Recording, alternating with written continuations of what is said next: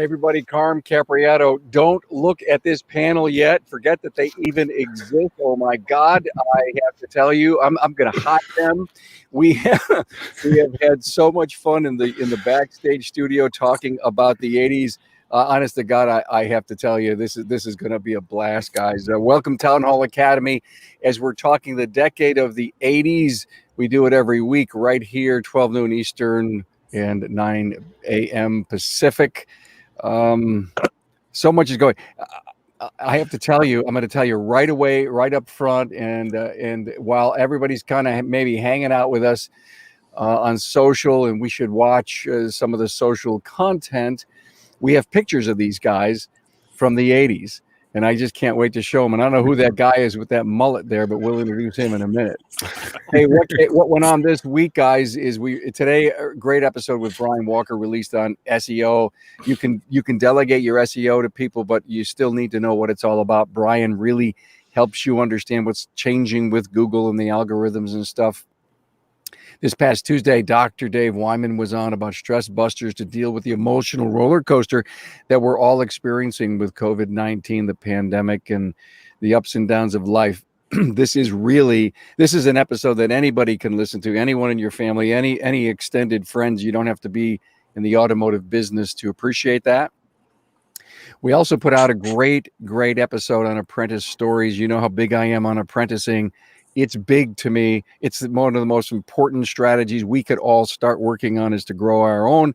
We've had great podcasts on apprenticing, but I decided to get 2 apprentices and a mentor on to share their story. And of course, we did Improving Workflow, which was Town Hall Academy 192 a couple of weeks ago. So that was a blast. And boy, I have to tell you, if everything that these guys sent me that they want to talk about, we can actually get to. The only thing I could say is this, excuse me, is going to be a hoot. It's going to be a hoot. Hey, I want to thank 2 of my sponsors that make the Town Hall Academy actually happen for you each and every week. Shopware knows that.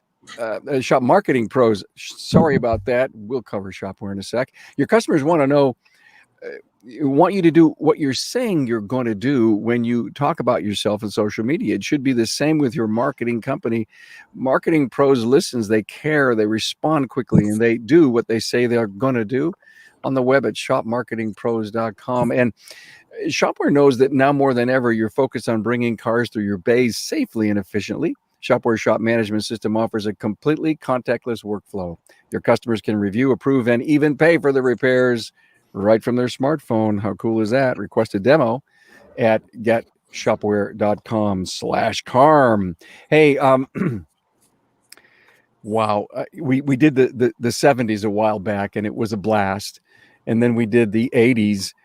And now we're doing the 80s today. And Kevin Eckler, at bottom right-hand corner, sent me a picture of him and what he looked like in the 80s. And that prompted me to ask all of my guests to give me their pictures of so we have Kevin to blame. We have Kevin to blame for this. Yeah. And hey, I love it. We're starting to. Yeah. Hey guys, party on. Thank you, Lisa. Thank you, Lisa. Right? Did you give Kevin a shot before he got on? I was curious. Anyway, she got me all this stuff. Amazing. Where was I? You see, when you get to be as old as us or me, you forget. So we're going to show some pictures of everybody along the way and what we all look like, including me, in the 80s. Kevin Eckler is with us, along with his wife, Lisa, own foreign car specialists in Poughkeepsie, New York. You're onto your what number branch? We're acquiring our second at this point. That's what I heard. Great rumor mill. Par Marquardt is with us. Northwoods Auto Techs in Rhinelander, Wisconsin, was the National Napa ASE Tech of the Year in 2010, and also is a Napa Auto Tech trainer. Hey, Paul. Thanks. Hey, hi guys. Good to see you, man. Rich Falco, instructor at CTI, CarQuest Technical Institute. Hello, Rich. Rich had a mullet so unbelievable, and wait till we show you his mullet. No, that wasn't a mullet. Oh. It was all long. Oh, you just pulled it back, and it looked like I got it. Okay. John Bridgewater is here from Wright's Automotive Service, San Leandro, California. And the only thing I could say about your picture, and we'll show it soon here, John, is that you were smoking more than Marlboros, it looked to me like. So I don't know if we can talk about that. I don't know. Well, look at guys, this is going to be a blast. Let me start out by showing Kevin's picture. He started this whole thing out. So here's Kevin and his mullet back from the 80s. Okay, so this is going to really charge us up, guys. Rich, or actually everybody. I mean, did most of you start as pump jockeys? Did that help introduce you to the automotive? Actually, kind of. Yeah. Well, share a quick story. In New Jersey, you still can't pump your own gas. So, but back then it was like every car guy's first job was pumping gas, and I was pumping gas for Scrunchy Gas in Freehold, New Jersey, in 1984 or 85, and that was the first shop that I worked for way back when. And so you pumped gas, and you eventually just groomed into the shop. I was working in the shop doing brakes and tune-ups before I had a driver's license. I think I was 14 or 15, and test driving customers' cars and doing things while I was in high school. Rich, any thoughts that you would be a CarQuest trainer today from way back then? Back then, probably not. But my father was an automotive instructor. And from day one, he said, you don't want to be in this industry. You don't want to work on cars. Go teach, go do something. And I didn't listen to him until about 5 or 6 years ago. Now he teaches cars. Yeah. Oh, that is really funny. So you were a little stubborn. Little bit. I opened my own shop for a while and enjoyed that for a good long time. And then sold it, moved to Florida, and tried to get out of the car business, but it just kept pulling me back in. So, who else been around was it for a while? Thank you, Rich. Who else was a pump jockey? Paul? I was. I started pumping gas in 1979 at the mobile gas station 4 blocks from the high school. And believe it or not, I am still in the same location. I've never moved. My running joke is I'm still working my high school job. Wow. Start pump gas, knew absolutely not a thing about cars. Wow. But kind of got groomed into starting out with oil changes, working on Saturdays, doing oil changes, and worked for the gentleman by the name of Vern for 11 years. And then eventually we bought him out in 1990 and never moved. So someday when I grow up, I'm going to figure out what it is I want to do for a living. But till this, I'll just, fix cars. I love that. When I grow up, and I say that a lot. I mean, that means you're so darn young at heart, and you just take life, as it comes at you. Yep. Yeah. My wife says I still have a mind of a 14-year-old. I'll leave it at that. I think we all do. Yeah. Yours gives you credit. I get about a 9-year-old. Wow. So did we have we had fuel injection and carburetors in the 80s, didn't we, guys? We did. Sure did. Oh, yeah. Yep. 1986, I think, was the first year that Ford was all fuel injection. Yeah. And the learning curve came quickly after that, didn't it? Absolutely. Harsh. Yeah. Yeah. And so you had to go to training. In the field, man. That's what I got back then, was in the field. Yeah. Figure out how it works. There was no training. No, back then it was literally trial by fire. And there was. I actually worked for a chain called Grand Auto here on the West Coast, and they're like Pep Boys. They're smaller. They did have their own training department. They did send us some training and stuff, but it was at best marginally effective. I remember going to one of the classes, and the guy says, "Yeah, look, if you unplug the map sensor, it will run anyway, even if it's having a problem." And he unplugged it, and guess what? It didn't run. So, Whoops. yeah, Nice. yeah. So- Could you guys diagnose carburetors with your eyes closed? Literally, God. our ears. You don't need your eyes. You Yeah. need your ears for a carburetor. Mhm. Yeah, and a vacuum gauge. Yeah, sometimes. So I started different than you guys. I started as a broom jockey rather than a pump jockey. My dad's car was broken, and he needed an engine put in it. He had an old Mustang, so I asked if I could go to the shop and hang out and watch and see what was going on, which is where I got in the way a lot. But I was pushing a broom, sweeping, cleaning up, and it was a pair of brothers that had owned the shop. Their dad had it since 34 is when he started out. So they were kind enough to let me be in and get completely in the way a bunch of different times. So when I wasn't in the way, I was cleaning tools, putting things away, running things back and forth as I needed them. And the favorite spot in the shop was in front of this big old vise that was on the bench. And it was actually kind of comfortable there because of the years of the dirt grew shop muffins. They were probably about that thick. So I was like, how thick are these things? So I grabbed a scraper and I cleaned off a spot that was about 12 inches by 12 inches right in front of the vise. And then my boss walked over to see what I was doing, almost twisted his ankle. And he was like, congratulations, kid, you got a job. Walked over, got a scraper and was like, here you go. And that's how I started into the business, with scraping shop muffins. You know, when Kevin wrote that story to me, by the way, I want to let you know, everyone sent me some great talking points, and Kevin wrote a book. and it was unbelievable. It took me an hour to read what you wrote, and he was pouring his heart out, and that was the story to me, the most poignant part of everything you sent to me, that you said that was the turning point in my world to realize that I'm in this thing. Yeah, I wasn't just a kid cleaning up. Suddenly I was part of it. And the things that I always enjoyed taking apart and just wondering how things work. Suddenly I had two gentlemen that were very interested in not just teaching me to replace this, but look at it. Why did it fail? What was it? What did it do? And how are you going to change something to make it different? And Art and his brother were incredible. I could not have asked for better people to work for as my first man into the job in the first situation. They were the most nurturing, caring guys. They were relationship business before people talked about relationship businesses. They knew every customer's name. See, like, how are you going to fix that? We're falling apart here. they were just great. It wasn't just like, hey, kid, put this on. It was, this is how you do it. This is why you do it. This is what we're changing. This is what we're going to do and what we're doing it for. And it just created such a desire in me to know and to want to know. So rather than just being a grumpy old bunch of cusses that yelled at me, they were really instrumental. They were more like great father figures. And that just drove a hunger in me to know. Let's talk about.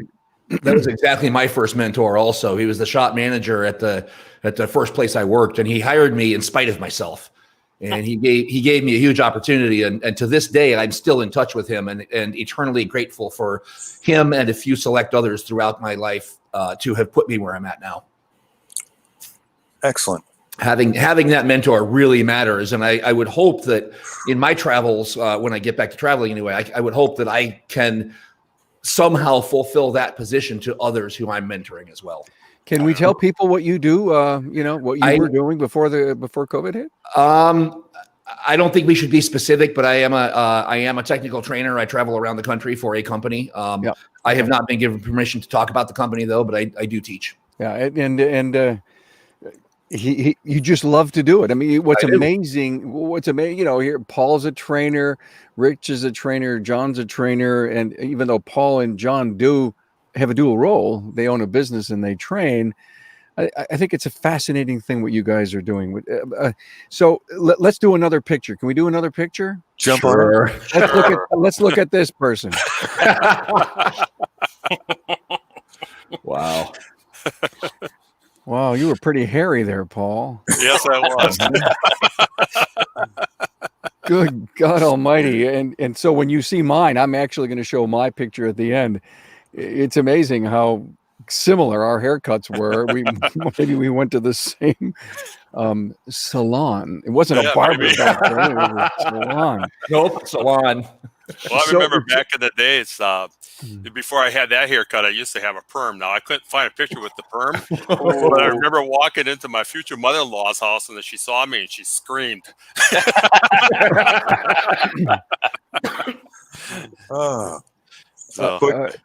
It's amazing when you think about how many lives you touch, and you never even know it. Just to go back to the mentoring thing. Oh, yeah. The gentleman I worked for probably has no idea where I am in life or where we have gone. And same with you guys, people you've touched through your career just by being kind and showing them something and inspiring them. Mm-hmm. It's unbelievable to think of where these people could go. And in the moment when you have time to talk to somebody versus just a little too busy, you're guiding somebody's future without really even knowing it. And my world is completely different than it ever could have been just because of the kindness of that man. I got a story about that actually. On the other side, I was the giver, and this other guy was the receiver. We were in a very small class in somewhere in the middle of the country. There's like 6 of us in the class, and I started talking about some leadership and management stuff because I typically get off on small tangents, and then we come back. And this guy heard what I said, and he took it and ran. And now I talk to him daily, often, not daily, but often on Facebook. And this guy has just turned his whole life around from 3 sentences that I said in a class one time. Wow. It's just incredible to see that. Very cool. That is cool. Awesome. Yeah, I have a young kid with us that his high school required him to do a 2-week internship program, so I offered him an internship, and he now works for me full time. He's just the inspiration to see this kid jump into stuff, the way he loves it, the passion that you can see and feel in it, the way that he just wants to understand it and do it is amazing. It's not like he's doing it because it's a job and it's what he has to do, but he wants to learn, he wants to know because he loves it. And we're able to kind of build that spark into a big roaring flame inside of him, which is incredible. Wow, how cool is that? And you know what? There's an awful lot of joy in mentoring. Lisa gave us a secret. Kevin will never tell you that he graduated at the top of his class at RITI, Rhode Island Technical Institute. Well, congratulations for that. Thank you. Wow. And you did the dealership thing, Kevin, and you thought you were on the top of your world. Oh, no doubt. The dealership thing was a blast. I left technical school and I got an offer to work at a Toyota dealership, and I thought this is the coolest thing ever because back then the dealer was the mecca. You know, the shop that I was at was great, and I think that Art had designs for me to take the shop over, and I had no idea, and I hadn't thought in that way. I thought that the dealership is where I wanted to be, and it was great. The camaraderie that was there, he built great friendships. Like I had said, the service manager looked like he was straight out of Boogie Nights. It was just it was So do you. Yeah. It was a great place to learn. It was just a lot of fun. It was a blast. And what changed for me there was we had a change of ownership in the dealership, and suddenly it went from a really fun place to suddenly became really not fun at all. At which point I left, and I went to a Porsche, Audi, Volkswagen dealership, and you can see Porsches are still breaking. Even now.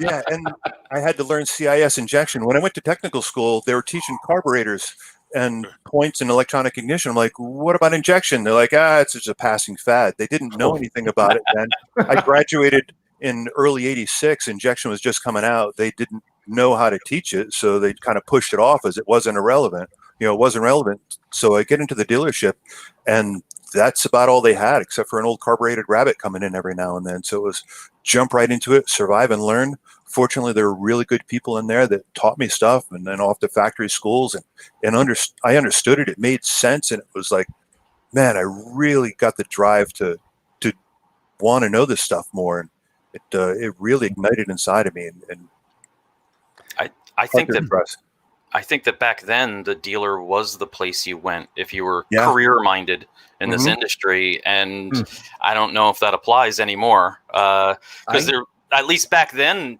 you never thought about buying a factory tool or even a scan tool or anything like that, and now I don't know if an independent shop can survive without one. So I'm not sure I agree with you. Even back then, I've always been independent ever since day one. I worked for 5 months for one brand. And I walked out the door 3 days after my birthday and it says, I got to go. I just can't hang with this. Too much politics for me, man. Way too much politics in the dealer. Yeah. I just wanted to fix cars and be happy doing that. So here's John's picture, everyone. Remember what I said earlier in the show? Yeah. Yeah. Yep. Man, you had a crop. Yep. And that was natural. That was not a perm. That was totally natural. Look at what I got now. I mean, come on. Yeah, there's the side by side, John. That's right. There it is. There's the side by side. Hey guys, so tell me about the Caravan that debuted in the '80s. Was that a good vehicle to work on? Oh, that's a love-hate relationship right there. You know what? There's a bazillion of them on the road, and they were revolutionary for its day. And we always hated to work on them. They had that, what was it, that 2.4 4-liter Mitsubishi motor in the it. Mitsubishi, 2.6. yeah, the 2.6 chain motor. That's right. Mhm. And that thing carbureted, and that thing was just a monster. Oh, I remember Lines everywhere. I Yeah. can remember drilling holes in the choke flap. So, I don't remember what it was, but we did something to fix it. It's been too long. I don't remember what, but it was. But it fixed that's- it. Engineering, right, Rich? Yeah. Look at what that car did for the industry. Everybody's driving crossovers, SUVs, and minivans now. Yeah. Hmm. Yeah, it was And game cup changing. holders. Yeah. Cup holders. That was Lee Iacocca. After Lee did the Mustang, he went over to, not right over there, but he went over to Chrysler and brought that vision. And I think he had trouble trying to get that thing made. But you're right. It's the standard bearer of what was to come. Mm-hmm. Well, I'm glad Wow. it was the Caravan and not the K car. Right? God, That I was just one had a ugly shiver going car. down my spine. Oh. That Although was it was a bomb.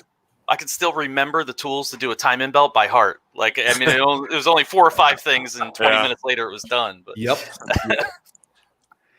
Hey guys, let me let me do a pause here real quick. By the way, really good comments coming in.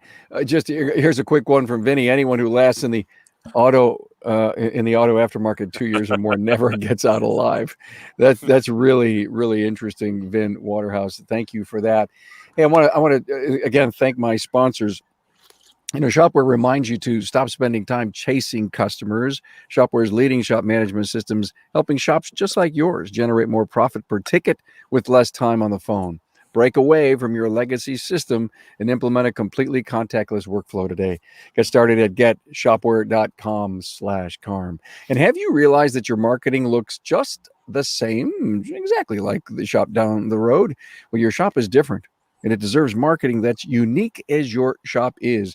Trust me, these people know. Let Shop Marketing Pros show your community how you're different on the web at shopmarketingpros.com. Fellas, the IROC Z debuted in the 80s. Anybody have one? Nope. Got a Trans Am? You actually admit to that, Rich? at the Jersey Shore, it was a prerequisite, I think. Oh, absolutely. Yeah. I have to laugh because back then we were like, ooh, 225 horsepower, and now 4-cylinders have that. Mhm. But yeah, there's a couple of them Right. floating around out there. Well, it's funny. My first car was a 77 Monte Carlo, and I kept going up from there. And as far as I was concerned, every single vehicle from the late 70s-ish, early 80s, they started getting really bad because all the emission controls were getting so strict. Yeah. And they didn't know how to do it to make it work right. Mhm. Honestly, it took until about 2005 to really get it right. Yeah, we grew, at least I learned while the manufacturers were learning. It was a learning curve on both ends for how to fix them and how to get them to work properly. Absolutely. Right. There were a Right. ton of people ripping the injection off and putting carburetors back on, if I remember right. Absolutely. Yep. Yep. Well, I remember GM instructor once told me every carburetor that came off the line was not adjusted correctly. I believe that. C3, C4 carburetors, Mhm. and man, we used to do those all day long. Yep. Just a little tweak here and a little tweak there, and they're good. But Yeah. I believe that. Yeah, I still got the tools. I think I do too. Yeah, that's the sad thing. I can't throw it away. Nope. Someday there's going to be one rolling in that I'm going to need to I do. think the last time I used them was about 10 years ago. We actually sent a quadrijet out just yesterday because we didn't want to deal with it. Yeah. So we got a guy about 20 miles south of us that does a great job with them. He just knows these things like the back of his hand. He's got all the spare parts. So we sent it off to him. We had a problem with the secondaries drawing fuel at idle. So we sent it off to him, and it'll go back in today, but I know it'll be right. Yeah. Yeah. What about OBD2, guys? That was cool. That was cool. It was scary, but it was cool. It was awesome. I thought it was. I mean, the first time I saw Block learn an integrator, and you're holding the oxygen sensor wire with one hand and touching the battery terminals with the other, and watching fuel trims change. That was a huge light bulb moment where I went, "Oh my God! There's information here." Like we used to have to ask carburetors questions, put your hand over it or listen to it. Mhm. And now I got a computer telling me. I was all in. That was when a carburetor came in. To the shop. I went, "Hey, Dad, there's a carb there. I'm going to go work on this fuel injection car," because I was done. I think So one of the biggest struggles. you worked in the family business, Rich? Well, I opened my own shop with my father's help Okay. in 1990, so just missed the 80s. But we still had carbureted cars coming in left and right. Wow. And yeah, we had the shop until 2004, and I got a little burnt out, and I regret selling it to this day. But it's still going strong up in Wall Township, New Jersey. Now, Rich says that long hair. It's all long. It's not it a was mullet. all long. I So- thought I was going to be a rock star back then. Okay, so that's really not a mullet. That's just long It's just hair. all, yeah. Eventually, it was down to my waist at one point. Oh wow! Whoa. Yeah. Yep. Yeah. Now, the only thing that remains is the nose. And so explain to me, what was the draw? I mean, were you a rebel, or it was just what you wanted? I had a bunch of friends who were musicians, and I was an aspiring musician. I wouldn't even dare say I could play the bass at all, but I worked for their bands and got in with the music industry and thought, oh yeah, I'm gonna be a rock star and learn how to play the bass, and yeah, here I am. So Yeah, Lisa wants to know, is that Steve Perry from Johnny? Honest to God, I mean, that you're right, Lisa. I think Lisa's right. everything but the voice, yeah. Oh my God, how cool is that? I So- always did better as a roadie. All things technical. I can't do anything artistic at all, but all things technical. I was much better as a roadie too. Put me on the stage; it was kind of scary. But I was aspiring to be Michael Anthony. I actually used his hairstyle to take to a stylist one time. Said, "Make me look like this." Hey, Paul, you sent me a great note about customers of the 80s, and you said to me, every phone call was a potential customer versus today. Can you expound on that? Oh, absolutely. I mean, think about how many phone calls we're getting. I mean, it seems like every third phone call is either a price shopper, not a customer, or it's claiming your Google ad or all the stuff that we're getting now. But, back in the 80s, you knew that if that phone was ringing, it was somebody that more likely just wanted to schedule an appointment. They weren't price shopping. They didn't care. They really were looking just to get the job done right the first time. they didn't have a way to pick this up and get prices. Exactly. Right. Exactly. I mean, technology is great, but it's been a big thorn in our side. It's just we don't get a chance to prove ourselves because we get a lot of price shoppers out there, consumers that are just looking for the cheapest job. We just come out and tell them we're not it. I hate to be blunt, but that's the truth of the matter.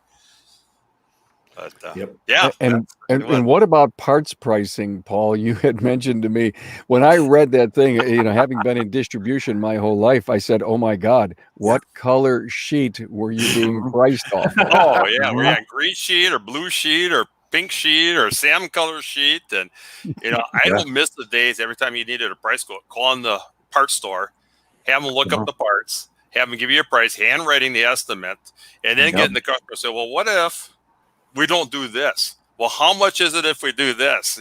Technology today, that has helped us out a lot, and like most of us in this room, we don't price shop parts. We quality shop our parts. We got a supplier that we know we're getting our parts from, no matter who the vendor is, and we're going to be loyal to the brand. We're just one stop and done. But we also have access to multiple part stores in a single click of a button that lets us know who has what, and we can go from there too.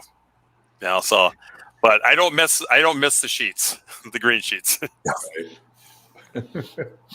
I could tell you stories about that. But you could. I miss the competent parts people. We had a couple that would drop the ball. Oh my If they gosh. didn't have something, they'd forget to call us and say, "Oh, we don't have it. It'll be a week." Okay, great. Thanks for hanging me out. But most of the time, I'd make that phone call, and the parts people were right. They had the right part at the right time for the right price. Yeah. And we don't have that today. Not even Parts close. are a huge struggle. Yeah, absolutely. Yeah, I don't miss paper catalogs at all. Looking back for this stuff, what catalog was in what page, what section, and then, I guess you went to the really greasy section because that was where you most frequently were in. Well, how many of you guys had a Not when the computers came out. It wasn't greasy in that part. Oh, no? just How the many of you keyboard. guys had a catalog rack in your office? Oh, yeah. Common catalog, so you didn't have to call the parts store. Yeah. You just looked it up yourself. It was 4 or 5 feet long. Yeah. Yeah. Okay. And Don't miss that illustrated parts guides. Yeah. pictures of it. That was Yeah. great. Yeah. What about Yeah. the manuals, the wiring diagrams, and the motor manuals back then? They weren't on CD-ROM yet, were they? No, No. I have to laugh because in the 70s episode they were talking about using tracing paper Oh, over it, yeah. and I'm thinking to myself, well, I never used tracing paper, but I can remember highlighting one and then getting yelled at, and then from then on it was pushing it into a copy machine to make a copy, so then I could highlight on it. There you go. Yeah. Your vacuum diagrams, because the vacuum diagrams yeah. never looked the same on the picture as they looked in the car. And if you Mhm. worked on any Japanese stuff, God, there were like, I don't know, 85, 90 feet worth of vacuum lines in there. They're all like right here. Right. Mhm. Yeah. Those Right. early Hondas were just Oh yeah, carb Oh, Honda. Oh, dude. Yeah. Yeah, but once Yeah, you got those to are know them, great. they were easy. I think it was Yeah. vacuum lines 14 and 15 were the two critical ones, right? Something like that. I blocked that from my brain. Maybe a wise move. Yes. Yeah, or somebody was tricky and they put like a BB inside the vacuum line and then Uh-huh. put it back together so you didn't know it was there. And you're going, this thermal sensor isn't working because the vacuum signal doesn't change when it warms. And someone was like, well, just stick that in there. Yeah. Yeah, thanks, EPR fellas. valves. Mhm. Yeah. Don't miss that. No. No. The first computerized catalog I had of any sort for it was all data, and it was on an Apple II in 1993. And they used to Yeah. send All you that, discs. everything was catalog paper. Yeah, I And yeah, remember they would send sticking the out. discs in them. Yeah, Yeah. we had to put the discs in, and it was 3.5-inch floppies. Yeah. And that system was what, Was that the one with the 25,000 back then? It was like 23 or thermal. 25,000. It was Yeah. ridiculously Yeah. expensive. Right. Yeah, I had that one too with a thermal printer, and you had to buy the Oh, special yeah. paper, and Yep. it was Yeah. not cheap. Nope. No, not at all. Not at all. No. And I'm having so much fun, guys. Just keep going. people these days. Yeah, People we'll talk these to you days later, complain Carl. about tooling. How much is a Kevin? You do European. What do you pay for a Voss for Volkswagen? That's 20 grand or something. Yeah, God, it's expensive. The subscriptions are crazy for what you Well- need for the information now. Well, let's back up to our previous conversation. How much was that all data device back in 1994? Yeah, I think it was 23 grand. 'Cause Okay, so we comparatively, bought one back then. comparatively, 20 grand is a whole lot less money than 23 grand was back then. So, are our tools really that expensive today? Price comparatively, no. It's just still, I guess, being old, that number still sits in my brain. It's still a sticker shock. Yes. So like 20 grand, oh my God. And Well. then you look back at it. Yeah, I guess if you took that and you invested it in, how much would you have made on that 23 grand if you put it into a good market or had it with a good investor? What it would be worth today? But as a kid, we didn't think that. We took our paycheck and went, race car, race car, race car. At the end of the week, you bought lunch and you built a race car, and you were That's always, right. at least I was always broke. I was building something fun, but always broke. In You my were a case- motorhead, Kevin, big time in racing. Oh God, I was out of control. Yeah, we were we were great friends in the shop and highly competitive, and we were all building pieces of junk to try to beat each other on the street. Every paycheck went into building something that something might have fallen off on, or it may have looked out of control. But God, they were. I had a friend who had a 70 AMC Rebel machine that was just ungodly fast back then.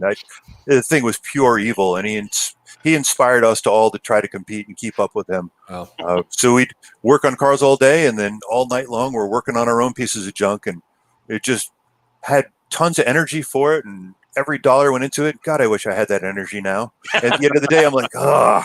But it'd be the end of the day, and I'd spend another 5-6 hours either hanging out at a fabrication shop, learning how to. I had a friend who had a fabrication shop. I'd go work my full day at work, and then I'd go hang out at the fabrication shop. And this guy was on the early edge of building the pro street cars. He built front engine dragsters for a friend of mine. My friend's dad from King and Marshall used to race front engine dragsters. His dad had a caster wheel on top of his roll cage because more than one time he hooked off the line and flipped that thing up and over backwards. So that was a joke with a caster wheel on top of the cage. But George taught me how to look at stuff and not just see what was there, but see the vision of what you could make, what could be, envision how to achieve that point that you could see. I've been around people that just inspired me to think in different ways, not just like, here's the box, here's the book, here's what you do, but to use your mind, see the resources, see what's available, and think outside of that. And then to be able to put it together and to see what it looks like as a finished product is just, as a young guy, that just drove me to do crazy things that I never would have thought of. And then you amaze yourself that it actually worked. I really got it done. and they just go further and further. So yeah, we street raced. I got out of the street racing when the cars were running deep into the tens on the street. It started getting really expensive. Wow. And then I stopped, and my buddies now run, I don't know, low eights. They roll around in stuff that just shakes the ground in ungodly power, which is impressive. We'll all get out to look at, but I've got a really nice house. They've got a really nice race car. Hey guys, I want to hit a question, maybe a comment that Hans Jorgensen said about tech pay versus door rate back then. And one of you brought up a point, starting wages back in the 80s, and a few of the starting wages still today. Who wants to take that? I'll if you don't mind, I'll Sure. take that. I was in high school working at a shop, making $10 an hour. And, all my friends are working at McDonald's, flipping burgers, making $5 an hour. I thought, well, that's awesome. And then a shop down the street offered me $14 an hour. And I thought, oh, I'm rich. This is awesome. Look at you go. Yeah. And that was 1986. I have a tech I lived in student. the wrong area. I have a tech student down here in Florida. He went to my high school class, and then he went on to Uno and got a 4-year degree, worked at a Ford dealer up in Ohio while he was going to college. He returns back to Florida, and the local dealer offered him $14 an hour as his starting salary. And this kid is a diehard Ford fanatic. It's all he would, if he gotten in a dealer, he would have worked the rest of his life there and been happy. And that pay turned him off. He's working for a forklift company making twice that, full benefits, weekends off. Everybody's complaining about this tech shortage, and you can talk benefits in the industry and millennials, whatever you want, but if we're not paying them, they're not coming. It doesn't matter. They have to. I made $3.35 an hour when I started, and when I elevated to the point of the Porsche dealership, I fought for $8.50 an hour at the Porsche dealership. So it was 88, and I'm making $8.50 an hour driving cars that cost more than my dad's house. Mhm. I'm tooling around in a 930 Cabrio as a young kid, thinking this is great. Of course, there was no cameras to take selfies with to send to your buddies. You were just out there doing it. But what was the labor rate back then? $72 an hour. Yeah. Wow. And I was making $8.50. Wow. And it was a fight to get that. When I bought my shop in 1990, I think I was making about $12 an hour, and our labor rate was about $33 an hour. Yeah. Second shop I worked at, he kept changing pay plans, but one of the plans he had me on was 50% of labor and 10% of parts, which is pretty generous, unless you figured that the shop wasn't doing anything. he made all of his money in a C-Mart. He had a gas station. He had 2 different gas stations, and he made all of his money in the C-Mart. So the back shop was just, whatever, it was play money, something. I don't know. Yeah, the $3.35 an hour, the shop was charging $32 an hour. That was in 82. Yeah. Okay. Yeah. Facebook comment, amen, guys. Exactly. Don't make your staff suffer the same struggles we did with low wages. Thank you, Andrew. I think Andrew hangs out here with us almost all the time. Hey, guys, one more stop for our great sponsors here for the show. Shopware wants you to wow your customers, and keeping your distance, even while staying 6 feet apart. Shopware's innovative technology will help you move cars through safely and efficiently. Completely digital workflow allows customers to review, approve, and pay for the repairs all in one place. Request a demo at getshopware.com. And I see I kept Robert Kennedy's thing up there. Are you tired of your cookie cutter website? Well, is it bringing you new clients? If not, let our friends at Shop Marketing Pros create a website that's as unique as your shop. Go to shopmarketingpros.com. Let me get that thing off for Robert, and let's go back to the show here, guys. Can I show my picture from 1987? Please do. Here's I me. can't wait. Here's me, 1987. I'm telling you, that's Randy from South Park. Oh my God! Yeah. Well, that looks that's mature Steve Perry. That's son Matthew, and that's me in 87. In fact, when I was going through the pictures, I looked at it and I didn't even recognize myself.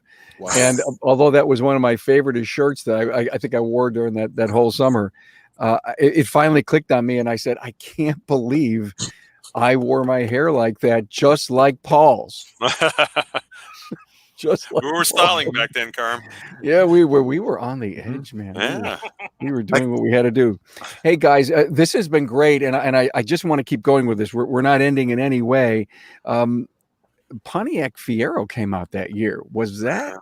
Ooh, what? Ooh. I owned 3 of them at the same time, all 1984s. I actually grew to love that car. I Really? always wanted an 88 GT, never got one, but I actually grew to love that car. Wow. I feel like they finally got them right and then stopped making them. Well, Yeah. Yeah, just like anything else. They refine it and then put it away. Yeah. They were way too light in the front. Mm-hmm.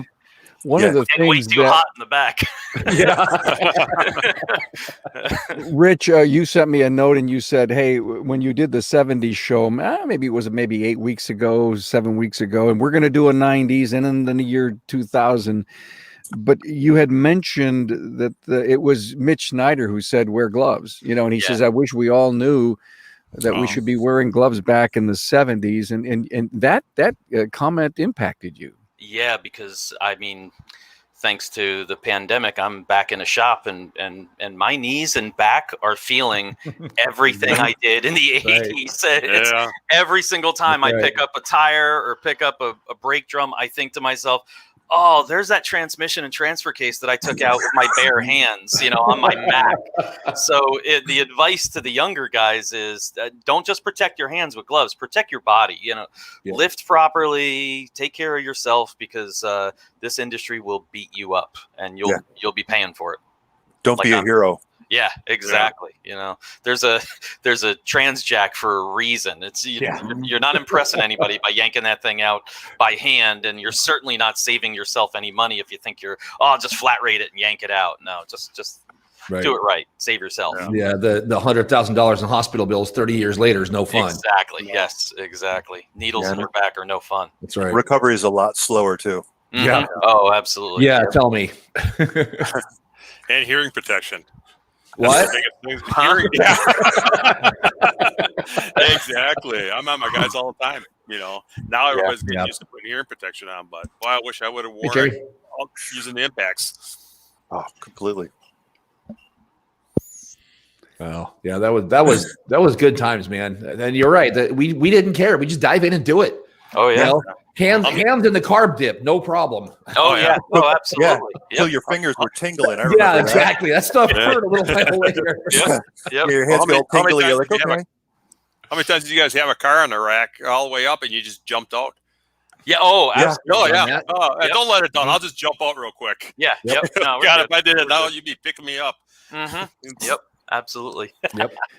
Hey guys, let's kind of try to put a bow around this. I do want you to, have a final comment with me, and another thought. I don't know if maybe we have time to get to it. Is your favorite movie or favorite group as you were growing up in the '80s?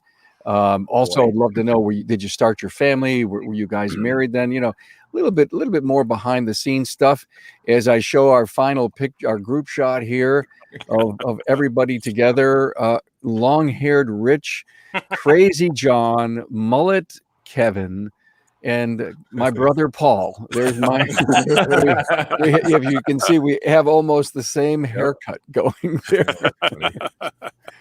So, Rich, let me help take us out. Any final thoughts? Married, movies, music, career. Oh, now you put me on the spot here. Well, what would you do? Would you do anything differently?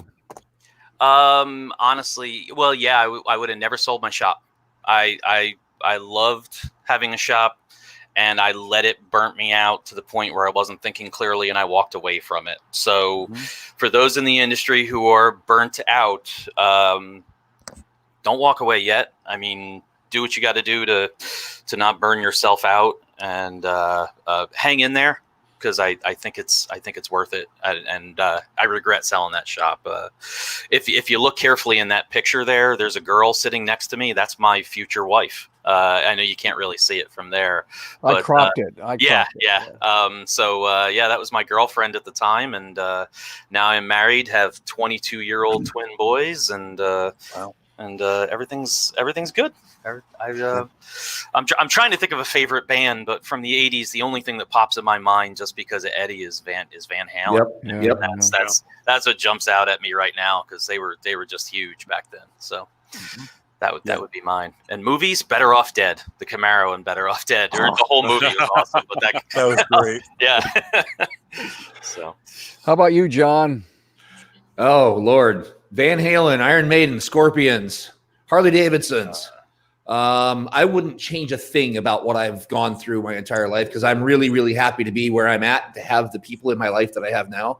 And if anything had been different, I wouldn't be here now. I would be some other version of me. Sure, we've all gone through good times and bad times, and that picture right there, that was good times. So I don't know. I think I've always had a passion for what makes it go. That's in my bio also, by the way, what makes it go. And so because I've had that passion, I think the career path that I took has been really good. You know, I've had better bosses and worse bosses. Nobody that was really absolutely unworkable. But, you know, for the young people getting in, I think hang in there. Know that there are great bosses out there that will pay you correctly and train you properly. Not everybody is, but there are some out there that will. And don't get discouraged. Keep doing it. This is a great field to be in, and I think if you put your heart into it, it'll be great for all the young people too who are interested in this field. Thank you, John. Kevin, how about you? Oh God, it's so hard to.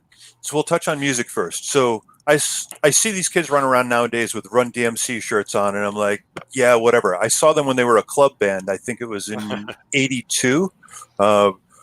What a wild show. Like, who are these guys? Where'd they come from? So the guys in the dealership that I work with had a boombox that was probably 3.5 foot long that took like 35 D-cell batteries just to make the thing work. And they'd play dance music and club music as it was evolving. Oh yeah, completely more like two people to carry the thing. And then the guys at the fabrication shop that I hung out with, it was Judas Priest, Iron Maiden, all the heavy metal stuff and the hairband stuff. And I still really love all the hairband stuff. I could almost be in one now. Yeah, this is a little bit like Dee Snider.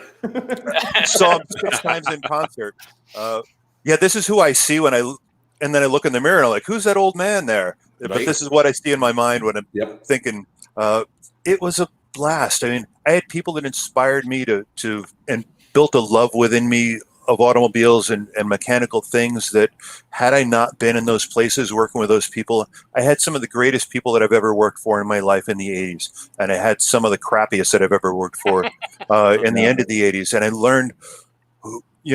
I learned about myself, who to be, what to be like to inspire people, how to draw the love out of people.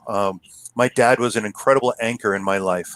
He morally, foundationally, he anchored me really solid so that, it was the 80s. In high school, I had friends that were blowing lines of Coke in the bathroom. I had friends that were alcoholics by the time they hit their senior year in high school. So I got to witness really bad decisions and how they affected people's lives as a whole and the potential that they had as people and where they could have gone and where they didn't go. And I got to see, because of my dad built into me a feeling of self-worth and value, that I didn't have to roll with that crowd to do this thing, or I didn't have to do that stupid thing. But on the other side of that, he let me make really stupid decisions knowing that there would be consequences and I would have to suffer from them, but I would learn.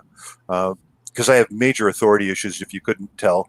I think we all did from the 80s, but hey, it goes. But having that anchor gave me enough confidence to take all the crazy things on that I did, to love automotive stuff. He always made sure that I had a safe and reliable transport, not just a stupid race car that killed me. So I had a Toyota truck, which I wound up lifting way up and crazy and doing big tires and still modifying and all when I wasn't driving my Dart. Which was a real Dart, not the plastic thing that they have nowadays. It was a 69 GTS 344 speed. There was a man's car.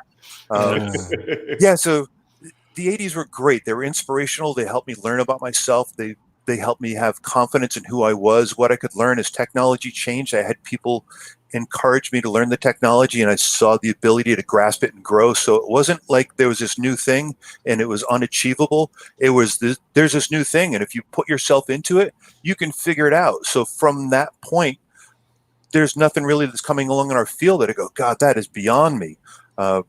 It built the value inside of me that whatever is coming, I can roll with the changes. I have the ability to do it. I think that going from carburetors to fuel injection to ABS brakes to airbags to all of that stuff, we heard those warnings of how are you going to handle this technology Completely. And now we're hearing that about some of the newer stuff coming out, and I'm like, we'll figure it out. We'll be fine. I don't think anybody in this panel is the least bit afraid of new technology. Not one bit. No, my lack of fear has gotten me into deep trouble. Let's just be happy we don't have a record of it on Facebook. Man, that was the best part. Imagine having that back in the 80s. We'd all be right. Yeah, if everybody had pictures of stuff back then, we'd be dead. Thank you. Yeah. Thank you. Kevin, you got to write a book. Very articulate, very passionate. Thank you for your summary. And Thank you. Every time we hear about the challenges of technology, I go back to the original Jurassic Park movie where there wasn't supposed to be these little things being born on the island. And I think one of the greatest lines of the movie was, nature will find a way. Mm-hmm. And that always inspires me to look at something that could be, way out there or something new and different and say, we'll figure it out. Yeah. We're entrepreneurs, we're capitalists, we love fixing and changing things, and that's where the survival of our industry is going to come from guys like you that have that attitude. And I guess one of the most important things is we have to learn to teach the people we have working for us to have that attitude. And I think it's changing, not as fast as I think we would like it to change, but there's going to be attrition in our industry over the next 10 years, big attrition. And if we get the right mindsets, the 30-year-olds that are owning shops that in 10 years are going to be 40 and 45, we're going to have the greatest automotive aftermarket service industry than ever. Yeah. And then comes the EVs, and then we'll have to figure that out, right? Yep. We can handle it. Have a different hobby than what you do for a living. Yes. Building race cars and all hours of the night and then working on them all day, it'll burn you out. It'll kill you. Find a different passion. And not that there's anything wrong with that. Follow that, but do something different, non-automotive, to not lose your love for what you have. Right. Thank you, Paul. I'm going to let you take the cleanup position here. Give us your summary, sir. Well, probably one of the best things that ever happened to me in the 80s was getting married in 85. My wife helped guide me from sitting in bars and playing pool and shooting darts and bowling and all that fun stuff to getting something a little more constructive.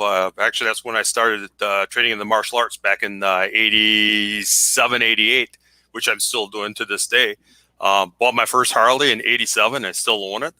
Favorite bands was AC/DC, little Judas Priest, Scorpions, all the great heavy hitters, man. It was a lot of fun growing up in the 80s. Lot simpler times.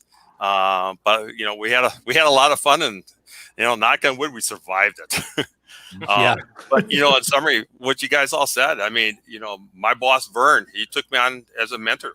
He was my mentor growing up into this industry. I was really close to abandoning this position. I never thought that this is something I wanted to do, but man, this industry just grows on you. And like Vin Waterhouse said a little earlier, once you're in there, once you get your 2 years in, you're hooked for life. You can't get out. That's right. And I wouldn't want to get out. I mean, I've always talked that, if I sold my shop tomorrow, I'd be doing something and it'd be in the automotive industry. It's just a great times. 80s were a great time. Learned a lot back then and got a lot to learn now. There's a lot of that going on, Paul, where guys are moving on to a second part of their long and storied career. Hey guys, thank you so much. Kevin Eckler, foreign car specialist, Poughkeepsie, New York. He's in the center of this picture. Paul Marquardt, Northwoods Auto Techs, Rhinelander, Wisconsin. He's in the bottom right of the picture. And Rich Falco, instructor at CTI, he's in the upper left of that picture. And then, of course, Crazy John Bridgewater from Wright's Automotive Service, San Leandro, California. And there's me in the top right corner in 89, 80, 87, guys. Hey, it was I still great. think you had the best looking haircut. Did I have the best looking haircut? Oh, good. Well, I won something today. How cool. There you go. No offense, Thank guys. you, guys. Thank you so much. I can't tell you this was Thank this you. was off Thanks, the chart. Carm. Appreciate it. Have a great weekend. Carm. Absolutely a Yeah. blast. Thanks. Thank you, gentlemen. All right. Thank you, guys. Bye. Thanks, guys.